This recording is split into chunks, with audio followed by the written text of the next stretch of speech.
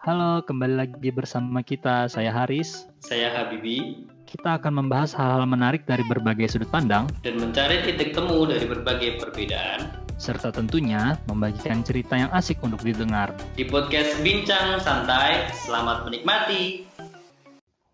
Oke, Assalamualaikum warahmatullahi wabarakatuh. Kembali lagi kita di podcast Bincang Santai. Oke, masih sama kita nih, Haris dan Habibi. Kali ini kita kembali kedatangan seorang tamu, teman baik kita juga. Mungkin bisa dikenalin, Bib, siapa nih tamu kita kali ini? Oke, perkenalkan untuk tamu kita malam ini adalah Risma Aryana. Nah, dia saat ini sedang bertugas di salah satu Badan Narkotika Nasional yang berada di Kalimantan Timur. Oke, biar lebih detailnya nih, kita coba panggil dulu kepada Mbak Risma. Silakan perkenalan diri, Mbak. Halo, Assalamualaikum warahmatullahi wabarakatuh. Waalaikumsalam warahmatullahi wabarakatuh. Ini mulai dari mana ya? Perkenalan dulu ya. Iya. Itu Risma Aryana itu sebenarnya nama apa ya? Nama pena. Nama beken. Saya sangat beken, di mana-mana pakai nama itu. Tapi nama saya itu Risma Septi Aryana kayak gitu. Iya. Oh iya. Tahun sih. Ya itu, jadi yang diomongin Habib tadi itu benar. Saya sedang bertugas di salah satu badan pemerintah itu di Balikpapan, tepatnya di Badan Narkotika Nasional kayak gitu. Itu sih untuk nanti gimana-gimananya aku ngikutin arahan kalian aja. Udah berapa lama Risma di sana? Udah berapa lama ya? Aku habis lulus. Kita lulus tahun berapa sih? 2017 ya? Beda-beda sih. Oh ya, 2017 itu akhir Desember. Berarti akhir Desember. Akhir Desember 2017 ke sini. Berarti sudah 2 tahun lebih ya? Iya, 2 tahun, hampir 3 tahun. Ya, 2 tahun 2 bulan paling. Ini Pak baru Februari, hampir 3 tahun. 2 tahun lah. Iya. Oke, Haris, ini nanti kita mau bahas apa nih dengan orang yang penting saat ini nih dari Badan Narkotika Nasional? Mungkin kita bakal tanya dapat ganja di mana ya? Oh enggak. Kalau kita sih masih jual enggak. Ganja. Enggak. Masih kayak dulu enggak, Riz? Lebih ke sabu gitu. Jualan. Lebih berat ya.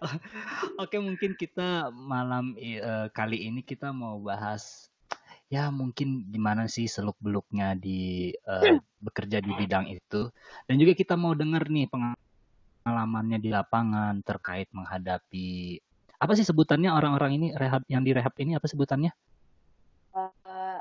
Kita manggilnya sih klien aja sih, kalau nggak klien ya residen kayak gitu, itu yang direhab. Tapi nanti beda lagi sama orang yang nanti kasusnya itu sudah masuk ke ranah hukum. Misalnya mereka sudah naik ke lapas kayak gitu, itu sebenarnya sudah tersangka karena mereka ke lapas pun itu kan berdasarkan barang bukti. Nah, jadi ada barang buktinya, makanya panggilnya bukan klien lagi. Kalau klien residen itu yang kami tangani kayak gitu. Nah, kalau lebih tepatnya sih kan di BNN ini sendiri banyak bidangnya kan, ada seksi-seksinya. Kalau aku sih kebetulan karena sesuai sama jurusanku yang kemarin, jadi aku masuknya ke bagian rehabilitasi begitu. Oke. Jadi, nah itu tuh mungkin kita bisa dengar dong cerita-ceritanya gimana di lapangan tentang proses rehabilitasi kliennya. Terus mungkin aja kita bisa juga dengar mengenai background dari kliennya yang bisa diceritain sedikit, yang apa ya terjerumus di dalam dunia obat-obatan terlarang kayak gitu ya. Jadi itu awalnya itu aku kan nggak berekspektasi kalau aku tuh masuk ke BNN ini kayak gitu kan. Karena mikirnya kayak serem banget kayak gitu loh, masuk ke bagian sudah kriminal, sudah pasti nanti itu isinya polisi semua kayak gitu kan. Tapi ternyata masuk ke sini ilmu, setidaknya ada beberapa ilmu yang yang sudah aku pelajarin juga itu nyangkut kayak gitu. Jadi singkat cerita sih waktu pertama kali itu masuk, tiba-tiba aku tuh bukan dihadapin ke klien tapi langsung diajakin buat lidik, istilahnya di Berantas itu lidik untuk ke rumahnya bandar kayak gitu. Siapa sih yang nggak takut? Hmm. Itu yang bandar kayak gitu kan. Bayangannya kan ini orang lagi packingin barang lah atau apa kayak gitu. Nah, sampai sana itu ternyata kedatangan kami kayaknya sudah ini apa namanya sudah dikawin kan sama si orang itu. Kita ke sana itu sudah nggak dapat apa-apa kayak gitu. Cuma ya tahu rumahnya, lingkungan situasi yang diiniin apa namanya kalau kami itu ada istilahnya kan ada wilayah-wilayah yang ada yang pemakainya itu tuh banyak kayak gitu itu namanya daerah red zone kayak gitu zona merah.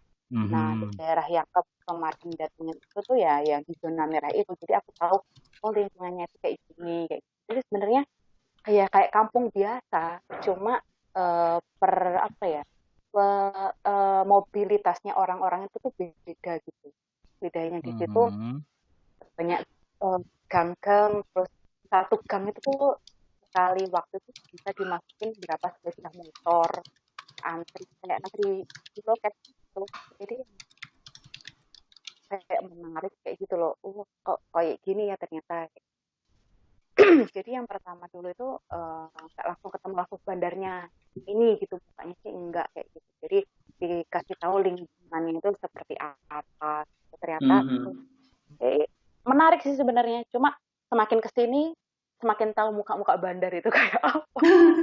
Berarti bisa diidentifikasi ya mukanya bandar seperti ini, ciri-cirinya kayak fisiknya, kayak gitu. Jadi itu apa ya? Kalau orang bilang ada orang bertato tapi kita sudah stereotipnya jelek itu ya kayaknya ada benernya juga gitu loh. Karena kebanyakan ya iya nggak sih? Kalau orang yang bandar itu ternyata mereka itu ada yang bertato. Terus kalau bandar kan nggak mungkin mereka nggak pakai. Kebanyakan mereka pasti pakai. Pasti mereka sudah nggak nggak bisa merawat dirinya mereka gitu. Jadi mulai dari penampilan itu sudah umel, terus apa namanya sudah mata sayu. Jadi kita ajak ngobrol itu tuh jawaban detik ini itu sudah beda lagi di detik yang lainnya. Jadi itu ketika itu sudah masuk ke proses asesmen ya kalau kita sudah dapat di bandar ini kayak gitu. Kalau enggak sih ya kita cuma bisa lihat kayak gitu dari fisiknya. Kayak gitu sih.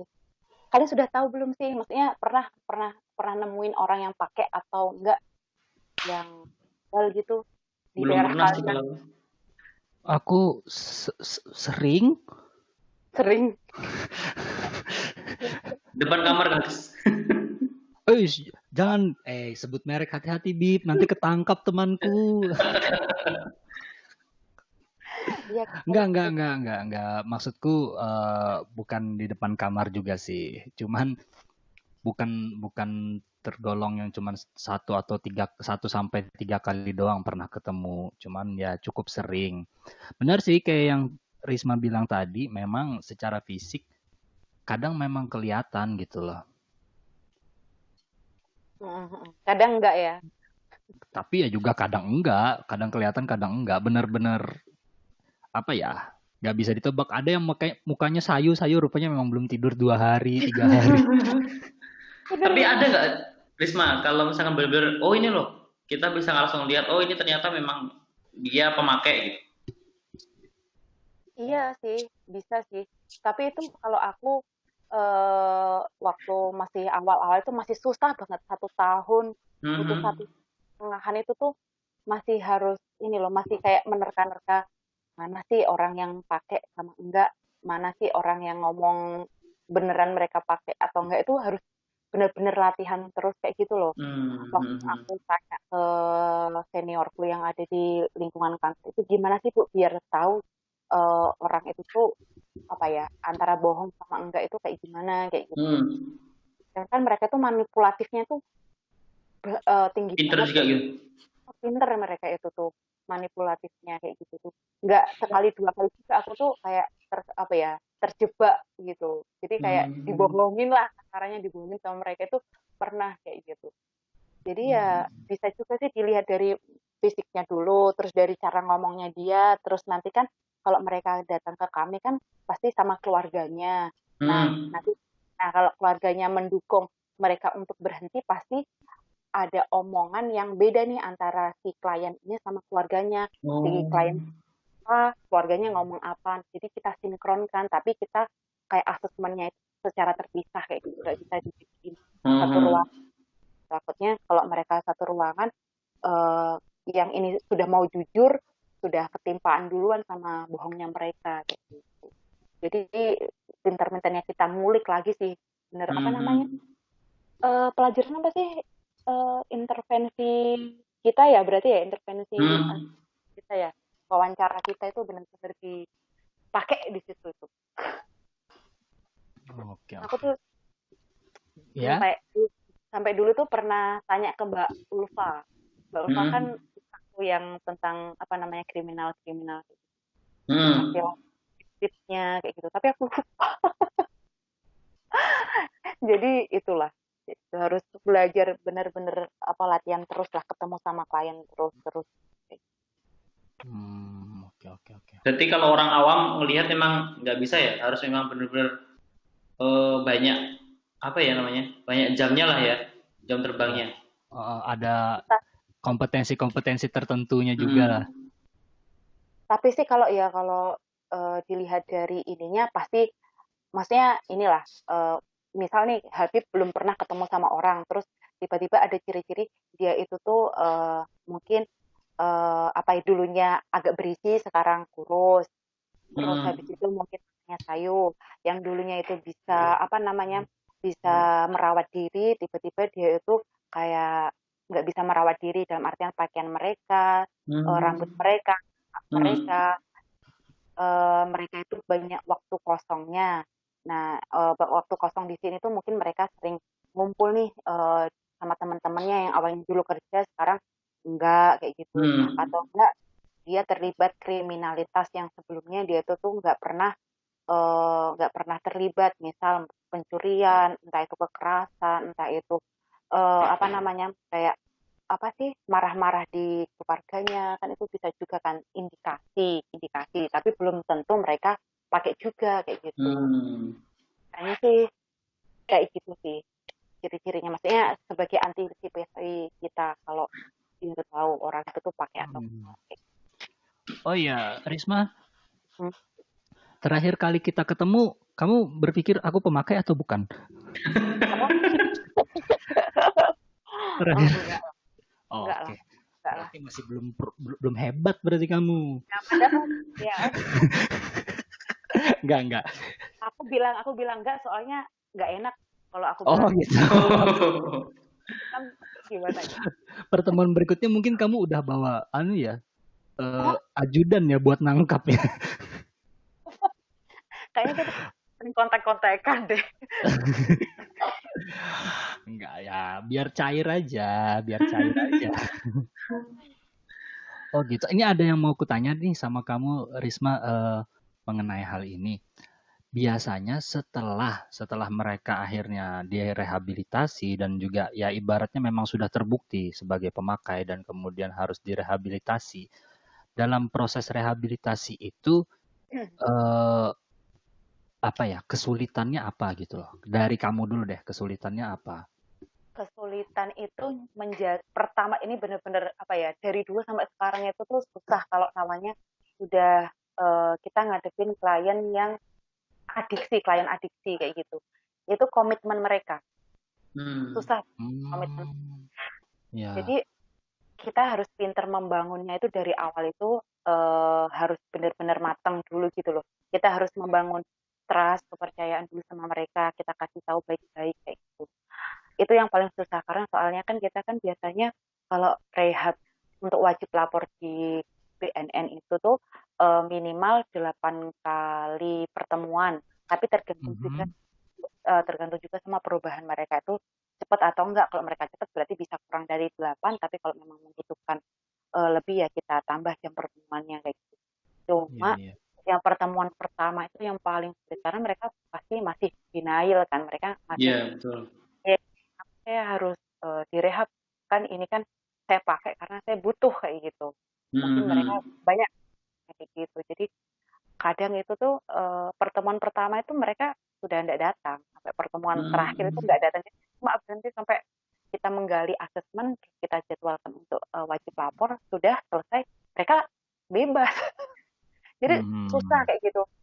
Makanya dari apa ya, dari atasan pun bilang memang kalau kita terlalu keras pun mereka juga nggak bisa datang kayak gitu kan. Kalau kita terlalu lembek pun mereka juga akan menyepelekan kita. Jadi kita harus tahu situasi gimana si klien ini kayak gitu. Mereka ini kliennya maunya yang dikerasin atau yang gimanain kayak gitu. Kayak gitu berarti ada asesmennya dulu. Iya, ada asesmennya pasti. Jadi mereka itu kan datang kan ke kami biasanya itu dilaporin dari keluarganya yang lapor mau minta anaknya atau keluarganya direhab, atau bisa juga kita karena dapat ini apa namanya dari hasil lidik itu tadi, tapi nggak ada barang bukti kan, habis itu kan masuknya ke rehab ya, bukan masuk ke lapas. Kalau ke lapas itu pasti sudah ada barang bukti, entah itu bom, entah itu sisa narkotikanya, narkoba, itu nanti akan diproses hukum. Tapi kalau yang nggak ada barang bukti atau pure, maksudnya pemakai tanpa ada barang bukti, nanti masuknya ke rehab kayak gitu. Ke rehab pun langsung kita asesmen kayak gitu. Ya setelah tanya-tanya, tuh pendalaman masalahnya tuh di mana kayak gitu. Kayak gitu sih.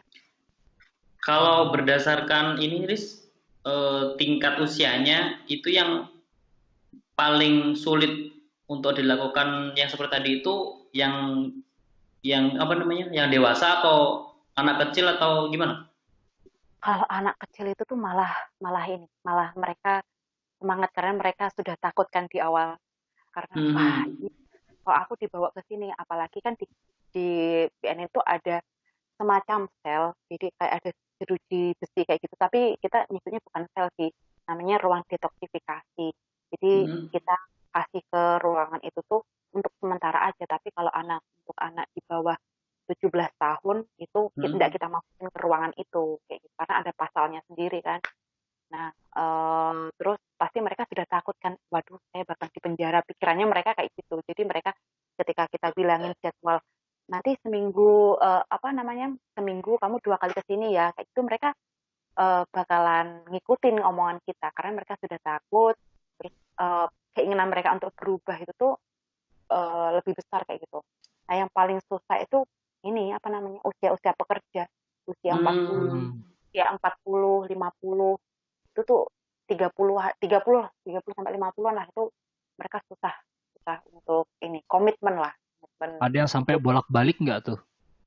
Bolak-baliknya gimana maksudnya? Udah kelar nih, selesai gitu ya, dinyatakan udah nggak lagi sebagai pemakai, ternyata malah dalam 2 tahun atau berapa tahun masuk lagi kayak gitu, ada nggak? Ada. Jadi kita tergantung ininya mereka. Biasanya sih kalau untuk yang kasus kedua kalinya mereka itu tetap tanpa ada barang bukti, terus mereka ternyata dulunya pernah rehab di kami, nanti kita sarankan untuk rehab inap atau rawat inap kayak gitu. Jadi rawat kayak mereka itu di rumah sakitnya BNN kayak gitu, tapi bukan rumah sakit siapa ya, kayak balai. Klinik gitu ya? Oh, balai. Nah, kalau klinik itu kan di tempatku tuh di BNN. Kalau di itu balai rehab balai rehab kayak gitu, balai rehabnya BNN. Jadi tergantung kita itu sudah MOU sama beberapa balai yang bisa menampung nih dirawat inap. Nah, yang rawat inap itu pasti lebih lama mereka, bisa sampai bulan, 8 bulan tergantung programnya. Itu bakalan lebih ketat lagi kayak gitu. Mulai mereka nggak boleh dijenguk, rambutnya harus digundul, pokoknya yang kayak apa ya, kayak asrama lah. Lebih ketat kayak gitu ya, lebih ketat. Jadi gitu. Ini kok kayak ini ya, kayak formal banget gitu ya. Enggak kok. Enggak lah. Makanya nanti tenang aja, bagian yang mencairkan suasana itu juga ada kok. Masa iya kamu ngomong 1 jam? Nah ini bagian mencairkan suasana. Ngomong 1 jam formal. Kayaknya podcastnya Deddy Kobuser itu nggak kayak gini-gini banget gitu. Ya Ya kalau kan sama ada ngapain kita bikin? momen-momennya. Kayak gitu Ya kalau sih. sama ngapain kita bikin dong? Kan sudah ada Ya, ya. dia. Oh ya, bisa sih ya. Kalau Deddy Malah Kobuser kalau sendirian ya, kalau kalian kan berdua ya. Mm-mm. Beda. apa hubungannya? Ya kan beda, katamu kan kamu cari yang beda kan. Kalau Deddy Kobuser kan cuma sendirian, kalau kalian kan berdua kayak gitu. Enggak ya, enggak yang Oke, nah, oke, skip. oke, oke. Oh iya, boleh tanya nggak? Ah, Itu yang di rehab itu mereka boleh dengerin YouTube nggak? yang direhab di mana? Yang pulang pergi kayak gitu. Oh, Pokoknya klien kalian boleh dengerin YouTube nggak? nggak ada larangan sih mereka mau buka Oke. YouTube, TikTok, terserah mereka. Kalau gitu jangan sampai mereka dengerin YouTube ini deh nanti loh Bu Risma kayak gini aslinya kayak gitu. Iya, Oh, samarin aku. Untung ini nggak ada videonya ya, ya Allah, astagfirullah. ya Allah, astagfirullah. Oh ini ada nih salah satu tiba-tiba aku kepikiran aja mau nanya. Ketika kayak misalnya yang muda gitu ya, yang rentan usianya di bawah 17 tahun, kemudian mereka masuk ke sana sebagai klien kamu kayak gitu, ternyata dalam proses proses rehabilitasinya itu bahkan dia menyatakan bahwa kayak gimana dong, kenapa saya memakai, kan pasti ada ditanyakan alasan kalian pakai kenapa kayak gitu, dan ternyata jawabannya memang di lingkungan saya semua make. Nah, sedangkan kita tahu kan kalau misalnya dia memang tumbuh di lingkungan yang seperti itu, yang tetangganya make, bapaknya make, kakeknya make, kakaknya make, ya ibaratnya semuanya kayak gitulah di lingkungannya dia, kan akhirnya dia malah nggak bisa membedakan bahwa itu tuh salah gitu loh. Nah, dalam proses menangani itu apa yang dilakuin gitu loh untuk memberi menanamkan bahwa hal seperti itu salah gitu. Oke, jadi itu kalau anak-anak itu kan pasti mereka ya kebanyakan mereka tinggalnya itu di lingkungan yang udah aku bilang tadi ya red zone kayak gitu, kawasan merah, wilayah merah kayak gitu. Terus kebanyakan mereka sih dikasih tahu atau diajarin pakai itu tuh dari teman-temannya mereka kayak gitu. Ada Ya. yang anaknya bandel lah, ada yang mereka tuh memang sudah pakai dari usia muda kayak gitu. Tapi kalau di kami itu ada namanya apa ya konseling adiksi. Jadi itu dilihat dari aspek hukum, sosial, sama kesehatan kayak gitu Kak. Kalau kami sih lebih nekannya yang pertama itu tuh yang aspek kesehatan dulu. Jadi kita edukasi mereka kalau nanti kalau pakai itu tuh seperti ini, ada efek-efeknya kayak gitu. Jadi mereka so far sejauh ini mereka tuh maksudnya tuh ngeh gitu loh. Oh, ternyata yang mereka masukin ke dalam tubuh mereka katakanlah sabu kayak gitu ya. Ternyata mereka tuh nggak tahu bahannya sabu itu tuh apa kayak gitu. Ketika nanti aku kasih tahu, kamu tahu nggak kalau sabu itu ternyata nggak ada ingredient patennya loh kayak gitu. Yang jelas sabu itu tuh salah satu bahan dasarnya tuh lithium kayak gitu.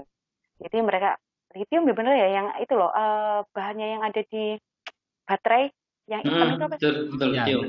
benar. Kayak gitu. Salah satu bahannya itu tuh itu kayak gitu. Jadi kan mereka langsung, hah, what kayak gitu langsung, hah, kayak Pantes kalau misalnya kita nyium-nyium baterai itu bisa mabok ya. langsung bukan baterai aja yang kamu cium si apa namanya si bensin itu, si bensin, si lem, si apa namanya thinner itu kalau kalian hirup terus-terusan kan juga masuk ke dalam ini ya narkoba ya maksudnya narkoba yang Zat bukan adiktif gitu ya. yang adiktif kayak gitu bahan Adiktif, iya. adiktifnya bukan ininya jadi kayak gitu sih tapi yang tadi aku tuh menarik juga dengan pertanyaan kamu aku sudah mikir sih kalau bakal ada pertanyaan kayak gini tapi aku mau Oh gitu, open udah disiapin jawabannya.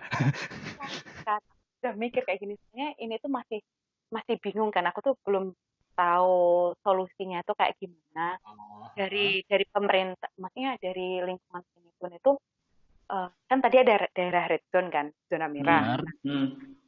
Anak-anak kan banyak yang pakai. Terus ketika mereka direhab kan, kalau bisa kalian jauhi lingkunganmu. Sedangkan mereka kan tumbuh lahir di sana. Gitu.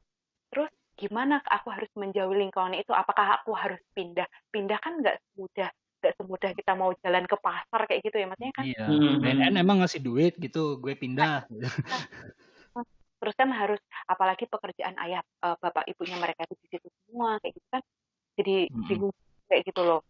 Jadi kan kalau dari kami tuh cuma apa ya sosialisasi, terus masang banner kayak ya gitu. Jadi gimana gitu? Aku mau tanya ke kalian, kalau menurut kalian gimana? Aku suka bagian yang kayak gini. Aku sudah mikirkan akan dapat ilmu, ternyata aku disuruh mikir juga jawabannya apa. Kalau menurut Jonathan N, si influencer itu kan ya jangan aku aja yang mikir, kalian juga mikir kayak gitu. Aku nggak mau ikut. Gimana Dip itu ditanyain sama Risma, kalau pendapatmu gimana? Kayaknya kebalik deh Haris ya. Harusnya kan kita tanya ke Risma ini.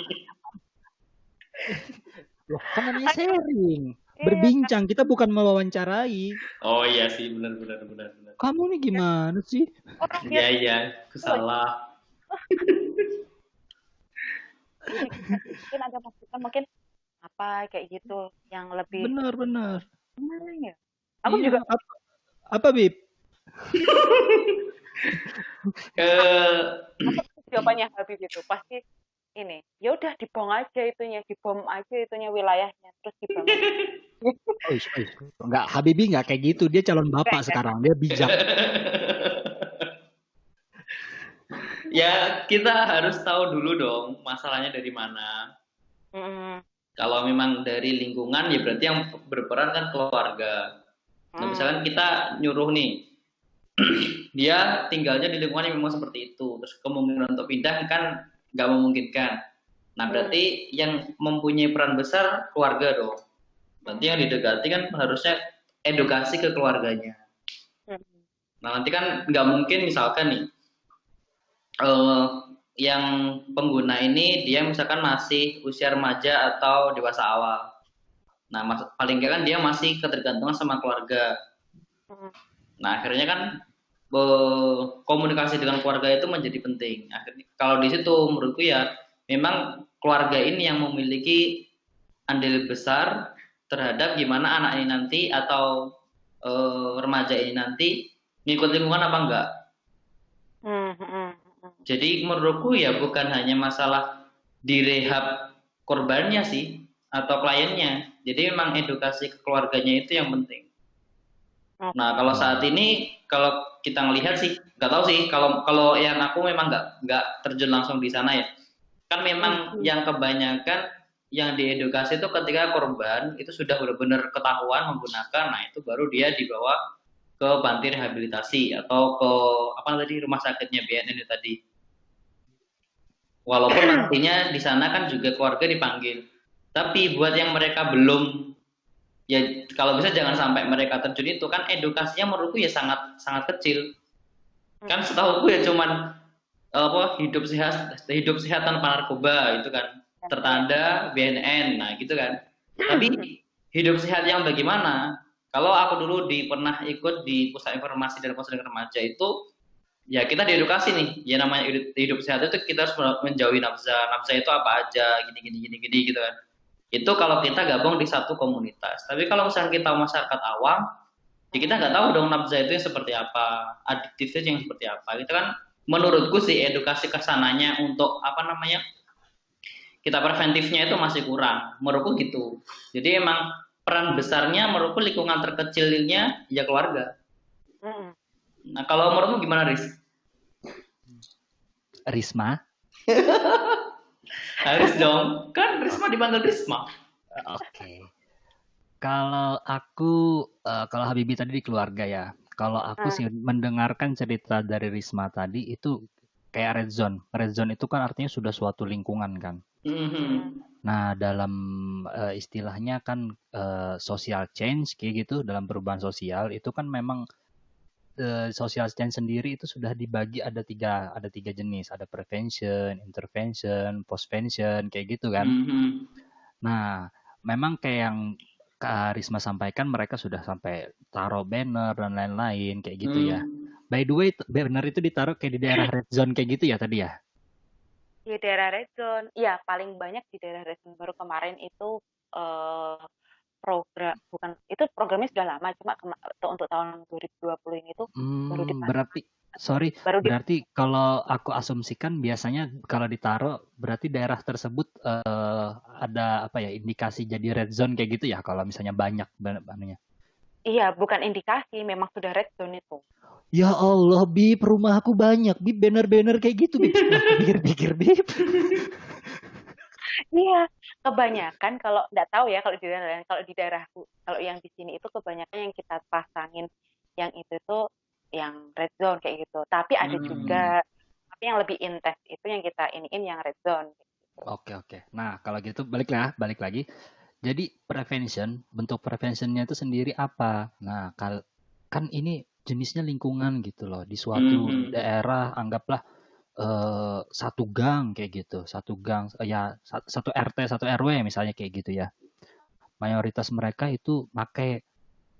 Lalu ketika mereka ada suatu usaha untuk merubah tersebut ya memang harus ada edukasinya di sana. Kalau memang mungkin sih ini ya jadi akhirnya suatu harapan yang makan banyak waktu, makan banyak usaha dan juga dana.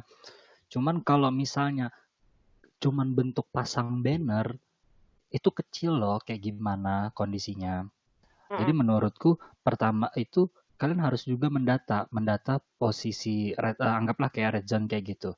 Saat ini terdata ada berapa kasus yang ada di sana. Kemudian membuat suatu bentuk sosialisasi ataupun untuk mengedukasi lah, tujuannya untuk mengedukasi di sana. Kayak eksperimen kan jadinya setelah edukasi, kemudian edukasinya itu yang berjalan, nggak bisa yang cuma datang kemudian sosialisasi narkoba itu berbahaya dan lain-lain. Itu nggak usah, kalau cuma sekali datang mending nggak usah deh, karena hal kayak gitu jujur aja berapa banyak dari mereka yang akan mendengarkan, nggak bakal banyak. Kalau mereka yang sudah 2 tahun misalnya tinggal sebagai pemakai kemudian mendengarkan suara seorang narasumber yang berbicara 30 menit itu nggak bakal peduli mereka. Tapi kalian harus menyusun suatu sistem edukasinya yang berjangka panjang. Anggap misalnya 6 bulan untuk daerah ini. Kan mungkin di suatu daerah ada berapa red zone kayak gitu. Mungkin untuk daerah ini 6 bulan di sini karena datanya di sini banyak kasusnya. Setelah 6 bulan kalian melakukan edukasi tersebut, kemudian dipantau setelah 6 bulan, kemudian dijarakin anggaplah 1 tahun setelah proses edukasi itu bagaimana kasus di red zone tersebut, apakah menurun ataukah tetap ataukah malah meningkat. Nah kalau meningkat berarti kan edukasinya nih yang salah nih, jangan-jangan narkoba adalah baik. Narkoba yes, prestasi no. Nah, misalnya kayak gitu, ternyata hasil data kalian ternyata menemukan angka turun. Berarti kan hal yang kalian lakukan benar kayak gitu loh. Tapi kalau data masih tetap nih stagnan, nggak berubah, diolah lagi, dipelajari lagi, dikaji lagi apa yang membuat ini gagal. Karena benar sih kayak Habibie bilang tadi harus dari keluarga. Cuman kalau menurut aku ya akan lebih kuat ketika itu semua langsung digerakin ke sosial karena kasus yang seperti ini itu pengaruh lingkungan sosialnya itu tinggi banget. Pergaulan anak SMP yang di kampung kayak gitu ya. Mungkin setelah aku pikir-pikir ada benarnya kenapa ada beberapa banner narkoba no prestasi yes di kampungku karena memang anak SMP itu yang nanti tiba-tiba sore mereka diseluk belukar mana berkumpul keluar mabok-mabok kayak gitu padahal nggak minum apa-apa bajunya penuh lem kayak gitu misalnya ya. Nah itu benar-benar suatu pengaruh lingkungan gitu loh dan hal itu akan sulit dirubahnya ketika lingkungannya masih belum berubah. Oke, kita berhasil merubah keluarganya, tapi lingkungannya masih belum tetap pada lingkungan seperti itu, ya keluarga itu sehat, tapi keluarga lain akan ada yang mulai juga gitu loh, karena lingkungannya. Makanya itu menurutku ya ibaratnya diperlukan social change sih di situ. Caranya? Nah itu tadi yang aku bilang, misalnya membuat sosialisasi prevention, jadi bentuknya prevention, caranya mungkin bentuknya mengedukasi. Nah yang di sini yang harusnya itu dibikinnya itu ketika mereka datang ke lapangan.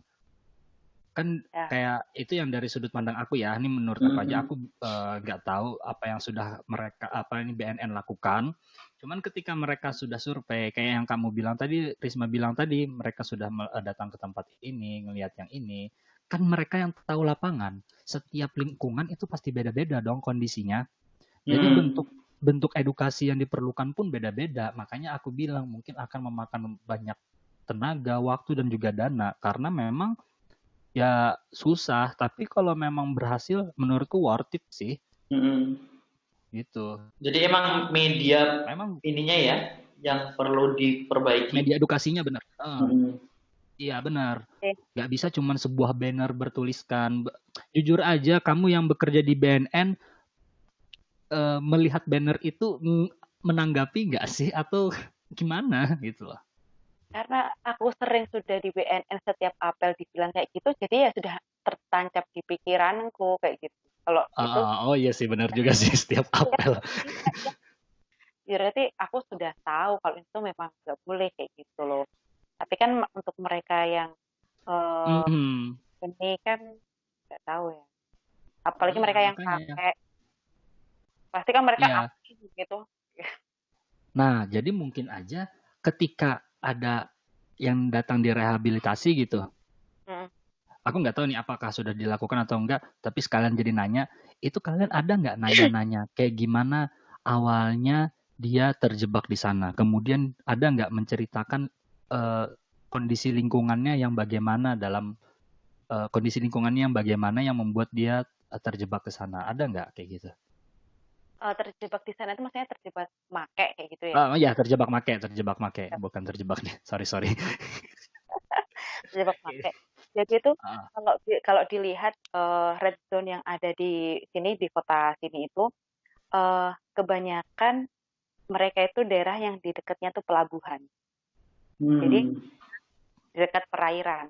Tahu kan posisi geografisnya Kalimantan Timur itu kan mulai dekat dari Tarakan, dekat Tarakan pun dekat ke Malaysia, bisa juga dari Singapura, kayak gitu kan kalau dilihat dari petanya itu. Jadi apa ya, keluar masuknya barang itu atau masuknya barang itu tuh gampang banget lewat pelabuhan kecil di situ.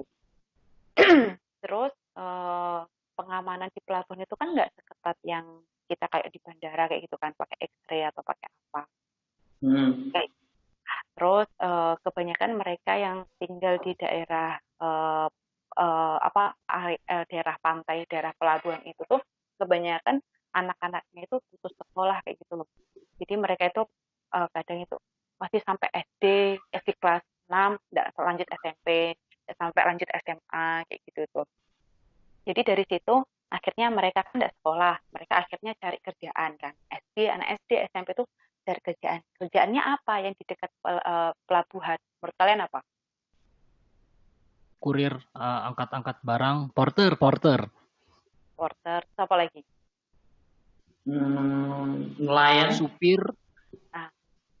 Benar. Jadi kayak mereka itu jadi drivernya speedboat, tahu nggak? Speedboat. Nah, jadi untuk akhirnya kan mereka kerja tuh ya, jadi supir speed. Jadi mereka tenaganya mereka terkuras. Ada lagi yang kerjaannya itu loh, ngangkut mindahin sepeda motor dari kotaku ke pulau-pulau di seberang kayak gitu untuk naik ke ekspedisi gitu. Kan ekspedisi, inilah apa sih, perahu klotok. Iya. Kan untuk dari Balikpapan ke Penajam kayak gitu, misalkan mereka kan sepeda motor, kan mereka ngangkatin sepeda motor kayak gitu. Nah mereka kan butuh tenaga dari situ, butuh tenaga. Nah akhirnya karena gimana sih aku biar nguatin biar doping kayak gitu. Akhirnya mereka mungkin tanya akhirnya mungkin ada temannya yang tahu ini, nah coba kayak ini loh barang. Jadi itu tuh gampang banget kayak gitu loh, karena pertama putus putus sekolah perekonomiannya mereka itu tuh apa namanya ya, kurang kayak gitu, akhirnya mereka nggak sekolah, akhirnya mereka lebih milih untuk kerja, jadi driver speedboat, kuli atau apapun di situ, atau jadi kurir mungkin yang memang tempat tinggalnya itu dekat sama si bandar kayak gitu.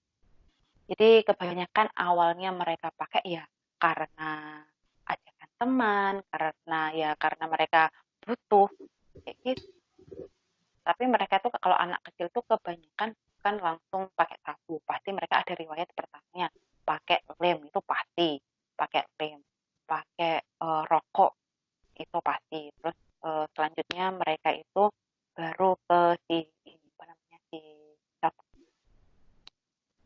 gitu sih, agak juga apa ya, maksudnya itu kasihan gitu loh. Iya, Sudah iya, nanti iya. kan nanti waktu mereka direhab itu tuh yang pusing itu keluarganya sendiri kayak gitu, minta anaknya itu ditolong. Hmm, hmm, hmm. Wow. Jadi sebenarnya kalau dipikir-pikir buat cari akar masalahnya aja susah ya. Karena gimana ya, letak bukan nyalahin siapa-siapa juga sih, nyalahin letak geografis. Terus karena yang terpenting lagi ini demand sama supply kayak gitu. Jadi Hmm. demand-nya itu masih tinggi, maka supply-nya itu tuh tinggi kayak gitu. Karena permintaannya juga masih tinggi untuk masyarakat yang di Indonesia itu masih tinggi akan barang itu. Makanya ya orang Hmm. di buatnya tuh pasti ya apa namanya memproduksinya itu lebih tinggi.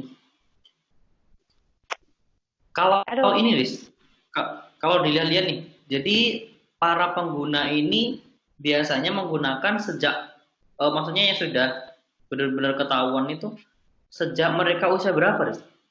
Risma? ah, pertanyaanmu, oh mereka pakainya ketahuannya sejak umur berapa? Heeh. Beda-beda sih, Bib. Jadi kebanyakan, misal nih contoh kasus anak kemarin itu tunggu, ada anak SMP, iya, SMP kelas satu, SMP kelas satu kemarin itu. Itu tuh pakai sabu.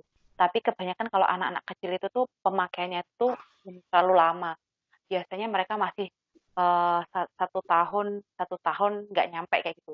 Ini beberapa hitungan beberapa bulan ke belakang kayak gitu. Itu nggak terlalu lama 1 tahun itu ya? Buset. Satu tahun, 1 tahun itu nggak lama loh. 1 tahun itu nggak Yang lama di 1 tahun itu tuh nggak lama. 1 tahun itu nggak lama, tapi dilihat dari dosisnya. Kalau satu oh, tahun, oke.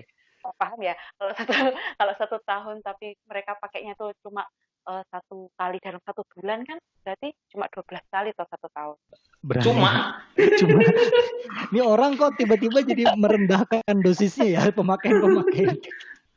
Bukan, tapi kalau karena ini kan pemakai orang-orang yang aku tangani itu lebih parah-parah lagi kayak gitu loh. Gak cuma Oh, iya ya. Poinnya bahwa dibandingkan dengan kasus yang lebih besar lebih ini masih biasa gitu ya.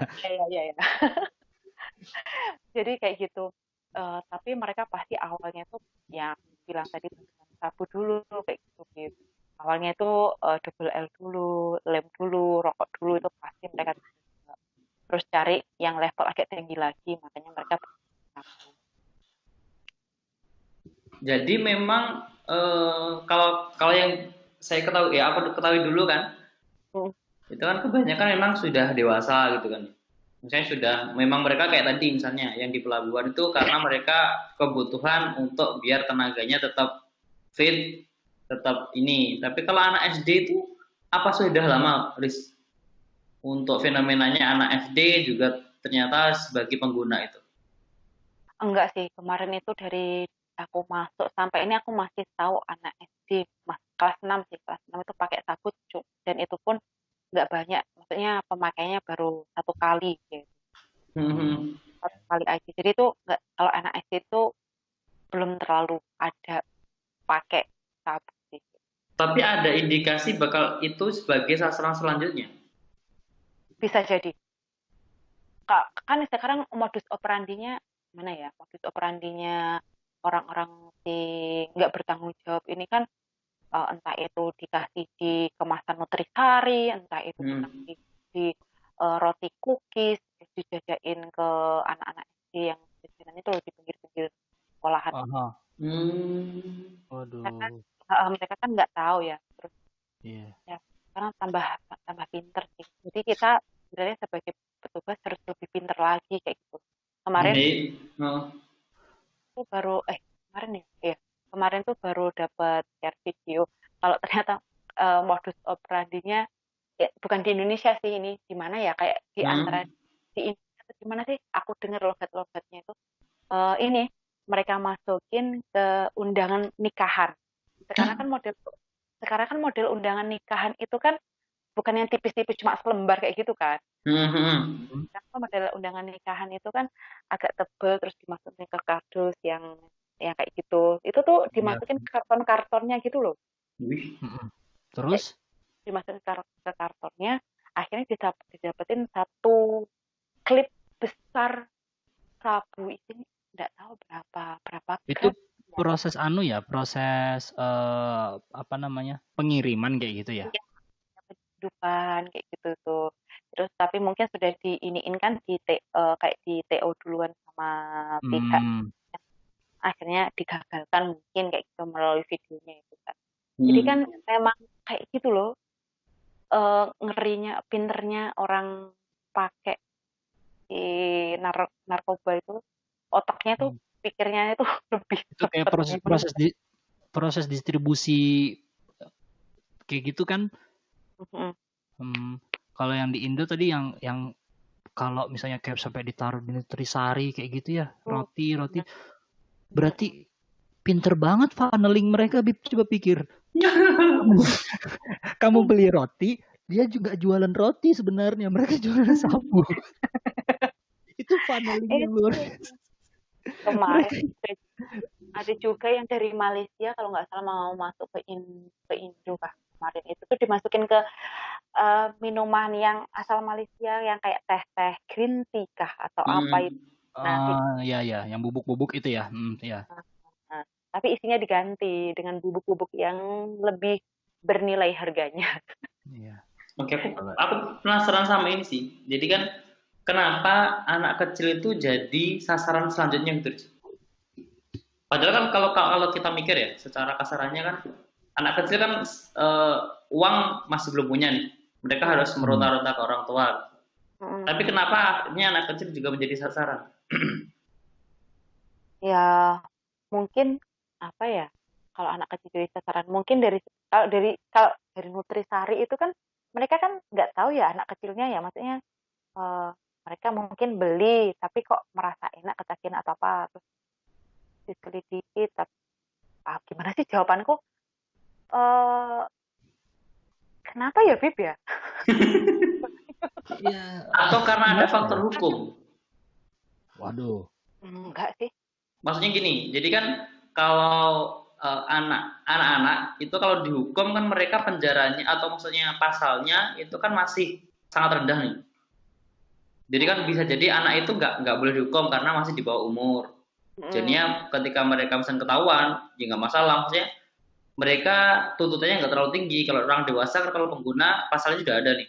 Tapi kan kalau anak-anak, kayaknya sih aku juga nggak tahu sih perkembangannya gimana. Atau karena faktor itu jadinya ya udah berarti kita edarkan lewat anak-anak. Soalnya tadi itu kalau funneling itu kalau udah dari kecil dia make, nanti tua dia pakai lagi. Jadi kayak dididik dari usia dini. Soalnya aku tadi baca ya kalau nggak salah di Riau sama di Makassar kalau nggak salah. Jadi ada di anak kecil itu dia sebagai pengedar. Nah dia tuh kalau nggak salah dikasih bayaran 25.000 atau berapa tuh. Ada yang di Makassar tuh kalau nggak salah 25.000, kemudian di Riau itu 100.000 dibagi 2. Nah itu yang mengedarkan itu adalah anak-anak. Kurir kemungkinan kurirnya kemungkinan dijualnya itu ke orang dewasa. Ya kalau kurir mungkin alasan dia pakai anak-anak bener, jangan dana distribusi yang lebih rendah dan juga siapa yang menduga gitu lebih Nah, makanya itu. Jadi mungkin loh ya, itu cuma pendapat aja. Apa karena hal itu jadinya dipilih anak-anak sebagai yang pertama, mereka menggunakan dulu nih, menggunakan dengan dosis mungkin yang nggak terlalu tinggi. Akhirnya kalau mereka sudah ketagihan, ditawari untuk jualan, nanti mereka dapat uang dan lain-lain. Akhirnya dijualnya juga ke orang dewasa. Kalau anak kecil transaksi ke orang dewasa nggak kelihatan banget. Iya, makanya itu sejenis pendidikan usia dini ya mereka. Bener kata Haris itu tadi kali ya. Ya kalau mereka sekali mereka pakai terus nanti akhirnya ini kan mereka pasti cari tahu ya, maksudnya ini apa sih kok enak kayak mungkin. Nanti ininya dikasih apa ya kesempatan atau pekerjaan buat yang lebih lagi kayak gitu. Ya itu. Tapi kalau mengenai apa namanya pasalnya lebih rendah itu kan untuk si anaknya ya, maksudnya untuk si pemakainya. Tapi kalau untuk bandar kan tetap, kalaupun mereka ketahuan ketahuan mengedarkan atau ketahuan mereka bandar kan pasal tetap gitu. Jadi kan kamu bilang kan pasalnya lebih rendah. Itu kan walaupun itu anak-anak mereka kurir. Kalau itu ya, kan kurirnya di bandar. Lah ya maksudku kan gini. Jadi mereka itu memanfaatkan anak-anak untuk jadi kurir. Jadi mereka pertama menggunakan, setelah itu mereka kalau menggunakan kan mereka kayak ini nih. Mereka harus beli nih barangnya. Nah, misalkan kalau mau nggak beli, berarti dia jadi kurir. Nah, ntar uangnya dibeliin itu. Ya, ya. Nah, akhirnya ya anak-anak itu kan juga, ya karena kalau udah ketagihan mau nggak mau kan tetap menjalankan itu gitu. Nah, kalau kayak sekarang ini kan walaupun bandar kan juga kemungkinan dia butuh tangan kanan kan ya untuk menghindarkan itu. Nah, akhirnya kan, nah itu maksudku. Apa karena alasan itu jadinya sekarang itu beberapa kasus itu sudah anak-anak juga banyak yang menggunakan. Mungkin kalau aku sih setelah kupikir ya benar-benar dari ceritamu, kayaknya bukan karena hukum, Bib. Karena memang yang namanya narkoba ini peredarannya luas banget, Bib. Mereka selalu mencari cara untuk mengedarkan. Makanya kayak yang Risma pertama bilang tadi, mereka itu pinter banget. Alasannya nggak ada apa-apa, Bib. Kenapa menurutku ya, nggak akan ada apa-apa mereka kenapa menargetkan anak kecil gitu. Karena memang untuk melakukan penyebaran yang lebih luas gitu loh. Dan juga mereka nggak akan rugi sedikit pun. Sebenarnya dari awal mereka malah jangan-jangan tidak menargetkan anak kecil itu. Mereka itu cuma menjadikan media yang sekaligus jangan-jangan juga menguntungkan mereka. Kalau misalnya dari kecil udah make, nanti tua pun bakal make. Kemudian juga secara satu sisi mereka diuntungkan ketika anak-anak yang sebagai pemakai kemudian nggak tahu kayak gimana harus make lagi, kemudian dimanfaatkan untuk jadi kurir. Jadi ya sekalian gitu loh. Memang karena bukan menurutku mereka nggak ada bakal mikirin apa yang karena anak-anak nggak bakal dihukum yang lebih ringan. Kayaknya mereka nggak bakal mikir kayak gitu deh. Karena memang bentuk penyadaran mereka yang mereka kan apa ya? Mungkin visi misinya mereka itu adalah semakin tersebar semakin hebat kayak gitu loh. Ya nggak tahu ya kan nggak pernah ikut-ikutan jadi nggak tahu. Kayak semakin ini ya nunjukin kalau ini loh aku masih bebas berkeliaran kayak gitu. Di bandarnya itu. Iya sih. Kayak memang benar-benar luas banget. Aku dulu pernah nonton suatu video di YouTube, udah lama juga sih, udah entah berapa tahun, udah lupa. Dia ini seorang bandar, dia itu nggak make. Dia nggak make, dia cuma jual. Lalu ditanya, apa alasan Anda melakukan ini? Padahal kan, jadi ibaratnya dia apa ya, membobrokkan generasi muda gitu loh. Gak usah generasi muda, tapi banyak pihak gitu loh. Membobrokan banget kan, malah menghancurkan apa yang Anda mereka nggak ada mikir apa-apa. Mereka pun ketika mereka memiliki uang, mereka itu sampai memiliki beberapa rekening yang jumlahnya miliaran. Tapi mereka juga nggak bisa langsung make duit itu gitu loh. Keluarga mereka juga nggak tahu mereka seorang bandar, dia itu seorang bandar. Dia cuman ketika ditanya apa ya, ya pointless yang mungkin berawal dari mungkin memang karena faktor ekonomi, tapi setelah mereka sudah memiliki mindset seorang gembong narkoba, ya akhirnya mereka nggak ada tujuan apa-apa, cuman mau cari duit. Kemudian mungkin saja di komunitas antar pengedar, antar bandar kayak gitu memiliki kehormatan kayak gitu. Nggak tahu kan yang namanya apa ya, narkoba itu kan benar-benar besar banget gitu loh. Iya. Tapi ini aku jadi penasaran kan. coba lihat hukumnya kan. Ternyata emang benar. Jadi walaupun dia apa namanya?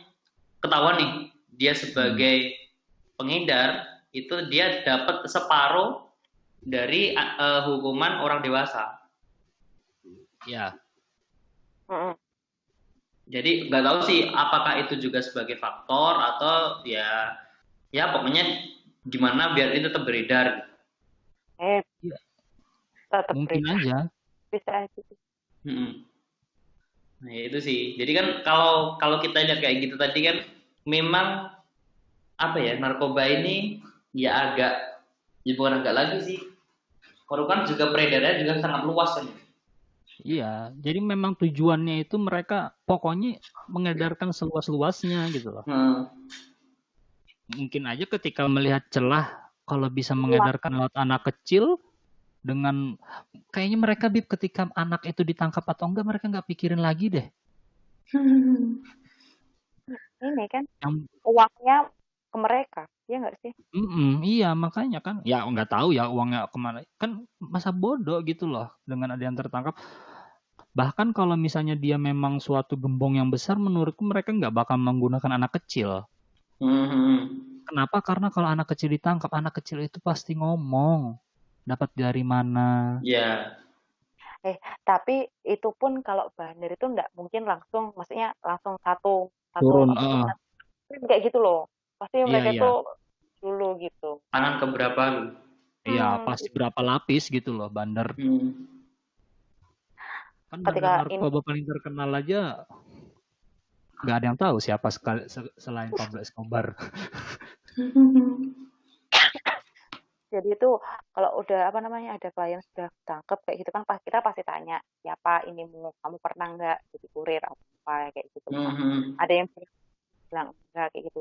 Ketika ditanya ada kayak gitu ngomong si A gitu. Tapi kita ke A itu ya bukan dia bandarnya pasti ada lagi. Ada lagi, yang MLM-nya lah gitu lah. Sudah nggak tahu kemana. Maksudnya sudah ya in duluan, kabur duluan. Terus aku bilang terus yang apa maksudnya yang bertanggung jawab di sini waktu kamu di sini siapa gitu nggak ada ya iya makanya kamu cuma bikin susah keluargamu aja gitu yang hadir itu kan keluarganya atau nggak ada yang lain temen yang ngajakin kan pasti mereka takut semua kabur semua dikira banpol terus banpol itu loh kayak mata-matanya kayak gitu kira kita bikin klienku itu mata-matanya makanya teman-temannya pada kaburan semua takut kan nggak mau berteman sama dia lagi gitu. Efek-efek apa ya sosial atau dampak sosialnya ke si klien itu juga ada mulai temannya udah nggak pada mau sama dia kalau klien yang benar-benar dia pengen rehab loh ya pasti takut semua jadi kaburan tuh sih susah memang kalau sudah apa ya bukannya kita pesimis duluan ya cuma untuk memerangi atau menghentikan peredaran itu butuh waktu lama banget soalnya kita harus terus-terusan ngupdate wilayah mana yang susah terpapar terus yang ininya itu berapa siapa kita harus tangan satu belum lagi kesadaran diri untuk berhenti pakai itu tuh masih rendah edukasi tentang bahayanya itu tuh masih kurang meskipun kita itu nggak kurang-kurang loh kita tuh kalau jadi kan di sini kan ada dinas-dinas terkait kan mulai dari perlindungan perempuan dan anak ada dinas namanya kesehatan, ada dinas pendidikan, mereka itu kerjasama kayak gitu. Mereka pun punya program sendiri kayak di apa namanya di, ini keluarga berencana. Oh, BKKBN. Iya, BKKBN baru Itu kan mereka punya apa namanya? Punya program namanya PIK-R, ada genre. Nah, itu mereka waktu pembentukan itu tuh didatangkan dari BNN untuk sosialisasi. Nah, ketika kita kasih ke PIK-R ke genre itu, mereka kan sosialisasi per kelurahan ya biasanya ke kelurahan. Mereka itu yang menyalurkan tentang informasi itu ya melalui dari mereka itu kayak gitu. Kita pun tetap bergerak kayak gitu, tapi juga dibantu oleh dari institusi lainnya kayak gitu. Jadi kita itu kayak nggak kurang-kurang sih kalau untuk masalah sosialisasi kayak gitu ya. Mungkin tapi benar yang dibilang harus mungkin jadi masukan mungkin metode edukasinya mungkin yang perlu di-upgrade kali ya. Mungkin bukan cuma ngomong aja atau sesuaikan sama kebutuhan di lingkungan itu kayak gitu. Jadi soalnya kan selama ini kan kita ya sosialisasi sebenarnya itu model sosialisasi yang ngomong gitu kan. Iya. Ceramah gitu, metode ceramah. Ceramah. Kayak gitu kan. Padahal ada orang yang kita tuh gak butuh diceramahin, tapi kita tuh maksudnya praktek ininya itu gimana kayak gitu loh. Terapinya ke keluarga kita itu gimana gitu. Iya. Gitu. Oke, kalau menurutmu Riz, jadi kan ini untuk langkah-langkah nih biar kita ini kan sebagai ya kita kan pinginnya jadi generasi sehat kan ya, hidup sehat tanpa narkoba kan. Nah itu dari sebagai individu, kemudian level keluarga, kemudian lingkungan, sampai ke masyarakat itu harusnya gimana sih kita bersikapnya? Aku atau Haris Maris. Kalau individu ini maksudnya individu yang belum pakai, maksudnya individu kitanya. Iya, kitanya atau misalkan ya kitanya dulu lah. Kitanya dulu menyikapi sinar mengantisipasi.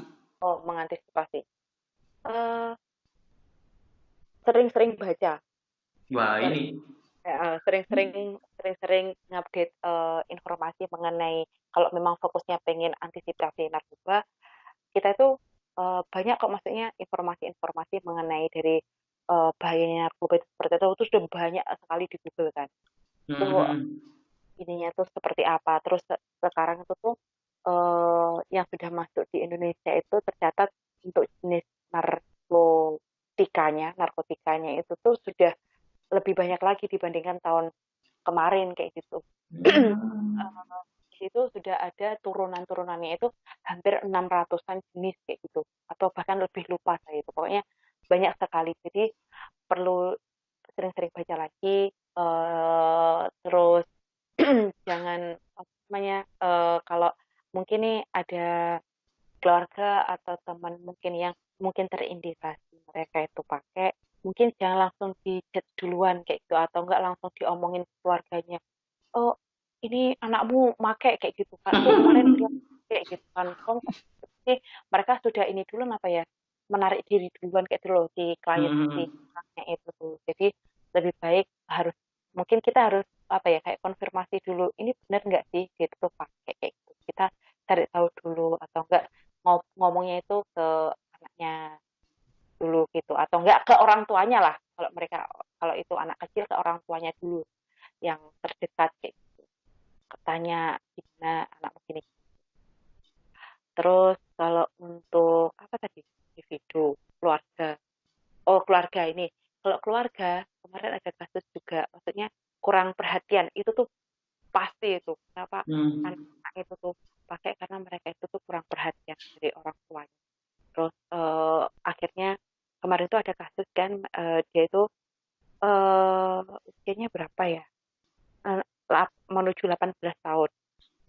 Jadi kemarin itu dia ketangkap di salah satu diskotik lah kayak gitu kan. Ini kayak gitu. Ternyata memang riwayatnya dia itu sudah pernah ditangani oleh institusi perlindungan perempuan dan anak di dunia kayak gitu. Ternyata mereka dia pernah kabur ke Bali, dia pernah kabur ke pernah kabur dari pesantrennya karena dia tuh merasa tidak mau gitu loh untuk di pesantren kayak gitu. Terus dari orang tuanya itu sudah kayak enggak, terutama dari ibunya itu tuh enggak menganggap dia itu tuh sebagai anaknya kayak gitu. Terus ketika dia lari ke bapaknya itu apa ya? Di dalam keluarganya tuh lebih dominan ibunya sih kayak gitu. Jadi bapaknya tuh cuma ngikut aja kayak gitu. Jadi tuh bingung gitu loh, dia tuh mau kemana. Ke kakaknya lebih condong ke ibunya. Jadi yang dominan itu ibunya. Jadi dia tuh ya sudahlah aku mending pergi ke Bali kerja, itu kerjanya apa kayak gitu kan, pulang-pulang dia nongkrong di kopi kayak gitu kan. Terus nggak tahu ternyata di minumannya, terus dia tuh dikasih obat sama tamunya, kasarannya kayak gitu. Akhirnya kita tidak sengaja melakukan kayak razia, dia ketangkep, padahal dia enggak. Maksudnya nggak pakai secara langsung, tapi dia menyadari kalau dia pernah pakai. Kayak gitu. Jadi itu yang dari keluarganya harus harus lebih komunikasi ke anaknya, mungkin kalau punya anak terus lebih ditingkatkan dulu komunikasinya, perhatiannya kayak gitu. Sekarang kan soalnya pergaulan anak itu kan lebih beda kan sama yang dulu kan, meskipun kita temenan sama cowok, meskipun kita temenan sama orang yang lebih dewasa itu kan aman-aman aja, kita tahu batasan kita kayak gitu. Iya. Kalau sekarang itu tuh nggak tahu ya, anak sekarang itu tuh lebih condong sukanya tuh temenan sama orang yang lebih tua dari mereka. Kenapa ya itu ya? Itu terus apalagi dari lingkungan inilah pasti antisipasinya harus tahu kalau mungkin ada masyarakat di lingkungannya yang pakai atau enggak. Ini nih contohnya nih, biasanya kan ada pos kamling atau kamling itu tuh kalau sudah habis ngumpul-ngumpul dilihat tuh ada banyak bungkus komik enggak kayak gitu, komik obat batuk itu loh. Itu kalau banyak flu ya berarti di sana. Banyak yang kena flu di sana. Thinking ya, enggak boleh. Terus dia kena flu juga kan, mau minta komik padahal ke sana. Jadi mungkin itu kemarin itu juga ada padahal itu di belakangnya kelurahan gimana gitu ibu itu pernah cerita, makanya kemarin itu kok saya lihat kok anak-anak itu, anak SMP itu kok sering banget mainnya itu di belakang kelurahan itu kan kayak masih kebun kayak gitu kan. Ada yang tahu sekalinya orang kelurahan itu kan ada petugas kebersihannya, banyak banget bungkus komik, bungkus apalagi itu hemaviton. Itu mabok kayaknya, bukan ngobat. Ngomongin mabok. Kan ada istilah kalau di kami itu miras itu tuh gerbangnya narkoba kayak gitu. Ketika mereka sudah pernah miras, nanti ditakutkan kalau mereka itu cari yang lebih ini lagi, lebih lebih meningkat lah kayak gitu levelnya. Buat apa? Mungkin kita harus meningkatkan awareness kita sih. Ya. Benar. Itu benar tuh. Poin penting banget. Terus awareness. namanya tentang kita harus tahu hoax-nya. Kemarin ada yang bilang kasus yang kapan hari itu visual minum rendaman Softex. Ya, pernah dengar nggak sih? Rendaman? Ini belum tahu ya. Jadi itu di Yogyakarta di mana? Jadi mereka itu di headline-nya berita itu bilang kayak gini. Softex ternyata mengandung rendaman Softex ternyata mengandung narkoba kayak gitu kan. Ternyata jadi itu mereka itu tuh rendaman Softex yang entah itu yang bersih atau masih ada darahnya, lupa aku tuh. Mereka itu direbus Softexnya, airnya mereka minum konsumsi. Ya Allah. Terus mereka ini mereka menyatakan kalau kok aku kok jadi nge-fly kayak gitu. Padahal ketika di di tes lab di ininya di softteknya itu tuh nggak ada kandungan transbubanya sama sekali, yang ada klorin pemutih ya kan itu kayak gitu. Lumayan putih usus-ususnya. Terus iya ya, darah-darahnya yang di dalam tubuh terserap semua kan sama sospeknya. jadi aduh aneh-aneh orang Indonesia ini nggak tahu. Iya benar. Sampai Memang aneh memang. jadi itu mereka ternyata diiniin mungkin mereka itu merasa ngefly itu cuma sebagai kayak penggantinya aja apa ya? Jadi Sugestinya dong paling. sugestinya mereka aja itu ngefly apaan? Orang nggak ada apa-apanya. Ngeplay enggak, paru-paru, susu 12 jarimu kehabisan darah, diserap. Ya ampun, ada aja. Kan takutnya kan tambah bereksperimen yang aneh-aneh kayak gitu, berita yang kayak gitu, pusing deh. Jadi iya itu sih. Oke. Ya ampun, Ada lagi nggak, Bib? Ada lagi nggak yang pengen kamu tanya? Mungkin itu sih, karena kan yang terpenting gimana sih kita biar ya jangan sampai lah dari kitanya atau keluarga kita atau lingkungan kita terpengaruh kayak gitu. Iya, pokoknya dari kamu Riz? Jangan pernah nyoba, jangan coba-coba. Ketika melihat menjauhilah. Ketika suatu kasus itu terjadi, laporkanlah, udah. Jangan muluk-muluk. Intinya dimulai dari jangan coba-coba. Makanya kan pesan-pesan dari BNN itu jangan pernah coba-coba. Haris, kamu nggak mau daftar jadi duta kah? Duta Sheila on 7. Duta anti narkoba ya Allah. Kayak gini loh sebenarnya ya. Gimana pun kasus narkoba itu kan pasti orang coba dulu deh enak. Percayalah, enggak. Yang ada tuh jadi bodoh kayak gitu. Mencari kesenangan tidak dari narkoba. Gila bijak banget. Terus ini loh, apa namanya? Diserang pertama kali itu kan otak kita ya, apalagi kita tuh apa? Benar. Dopamin jaringan. Gitu ya, dopamin. Aduh, pusing deh. Iya, pusing Eke. Kenapa harus? Masalah ini nggak kerja di BNN. Habib, aku bisa kerja ke kamu nggak? Bisa. Habibie juga baru. Ada bagian lowongan kerja di Habibie, ganti popok. Tapi 3 bulan lagi ya baru dibuka. Ganti popok. Terus rendam tuh popok. Terus minum.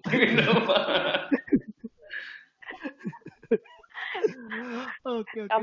Kamu lebih milih rendaman popok atau rendaman softtek? Ngapain kamu nanya? Aku nggak make, Risma. Aku nggak make. Ngapain aku milih rendaman suatu barang yang seperti itu? Ngapain? Pertanyaanmu, ini kamu kebanyakan begaul sama yang make kayaknya nih, kayak gitu jadi pertanyaan. Aku tuh sekarang nggak tahu gara-gara sering makan itu pinter banget mau bohong kayak itu apa gitu tuh, ya Allah, kayak sudah terbiasa gitu bohong kayak gitu. Ya ini kelebihan sekarang. Ya sudah gitu sih. Oke deh. Itu aja sih. Oke. Itu aja ya, sumpah. Ini Bib. Gimana? Ini baru pertama kali bintang tamu yang menyudahi duluan. Biasanya kan kita ya. Biasanya kita, dia yang duluan. Ya udah, itu aja deh. Oke deh, mungkin ada salah-salah kayak gitu. Jadi nanti kalau ada yang salah tolong diedit ya. Jadi kalian yang bertugas untuk cari, ini bener nggak sih? Oh enggak, jangan. Ini semuanya nggak ada. Biarkan semuanya terbuka lah, Riz. Iya, semuanya. Ya. Biar semua tahu gimana pendapatnya. Biar semua tahu. Tujuan podcast ini itu menjelekkan bintang tamu. Kalau gitu caranya mending kalian ke roastingnya ini aja, apa namanya? stand up comedy, menjatuhkan. Nah, ini tujuannya gitu, tapi manfaatnya itu adalah memberikan ilmu. Oh ya, Betul. Asal ngomong aja. Asal ngomong aja. Oke deh. Mungkin Risma ada pesan-pesan nggak nih buat ya sependengar kami lah ya gitu. Pendengarnya. Oh ya, ini apa sih nama fans kalian? Belum punya fans. Nanti aku beli followers dulu buat dijadiin fans. Oke. Mungkin untuk pendengar podcast Bincang Santai ini, pertama kayak gitu, kalau kalian dengar ini, yang kita omongin di sini, entah itu mulai dari modus operandi yang dimasukin ke Nutrisari atau apa, itu cuma jadi pembelajaran buat kalian. Untuk yang orang yang baru pertama kali tahu tentang, maksudnya bahayanya lebih penasaran mengenai si dampaknya dari narkotika ini, kalian bisa hubungin ke BSN kayak gitu atau ke profesional gitu. Yang pertama sih, pokoknya jangan pernah coba-coba yang namanya narkoba. Kalian coba, banyak yang kalian rugiin kayak gitu, yang kalian yang sakit hati atau menanggung beban atas perbuatan kalian itu tuh banyak, bukan kalian sendiri, entah itu keluarga kalian, entah itu teman kalian atau siapa kalian, itu yang kerja pun bisa dipecat gara-gara itu. Jadi bisa menghilangkan mata pencaharian kalian lah kayak gitu dengan coba. Benar. Jadi, jangan pernah coba, kalau ditawarin ya tolak kayak gitu. Kayak kata-kata Haris tadi itu, yang apa sih Haris tadi kata-katamu Haris? Lupa. Jangan pernah coba, jangan mau coba-coba. Kalau ada dijauhi, kalau tahu laporkan. Oh, ya mantap gitu. Jadi sudah disimpulkan sama mana? Kesimpulan itu. sudah jadi ini sama pembawa acara. Wes, bisa aja. Risma untuk Jawa Timur.